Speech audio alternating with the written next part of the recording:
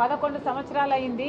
విభజన హామీలలో ఏ ఒక్కటి అంటే కనీసం ప్రత్యేక హోదా అయినా లేక పోలవరం అయినా రాజధాని అయినా కనీసం ఉన్న విశాఖ స్టీలు ప్రైవేటైజ్ కాకుండా ఆపుతాము అనన్నా ఒక్క మాట కూడా ఇంతవరకు మోడీ గారు చెప్పలేదు. ఈ రోజు వరకు కూడా మోడీ గారు ప్రధానమంత్రిగా ఉన్నారు అంటే ఈరోజు ఆంధ్ర రాష్ట్ర ప్రజలు ఓట్లు వేస్తే ఆ బలం చంద్రబాబు గారు తీసుకెళ్లి మోడీ గారికి ఇస్తే ఈరోజు మోడీ గారు ప్రధానమంత్రి కుర్చీలో కూర్చుని ఉన్నారు. మరి ఆంధ్ర రాష్ట్ర ప్రజలు వేసిన ఓట్ల వల్ల ఆంధ్ర రాష్ట్ర ప్రజల నాయకులు చంద్రబాబు గారు ఇచ్చిన మద్దతు వల్ల ఈరోజు మోడీ గారు ప్రధానమంత్రిగా ఉంటే కనీసం ఇప్పటికైనా మోడీ గారు ఆంధ్ర రాష్ట్ర ప్రజల గురించి ఆలోచన చేస్తారు, ఇప్పటికైనా మనకు మేలు చేస్తారు అంటే ఇప్పటి వరకు కూడా 1 సంవత్సరం దాటిపోయింది.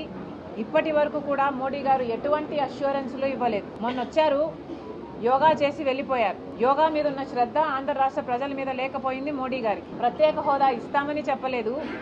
కనీసం పోలవరం ప్రాజెక్టు 45 మీటర్ల నీటి నిల్వతో మేము కడతాము, పూర్తి చేస్తాము, పూర్తి బాధ్యత మాది అని చెప్పలేదు.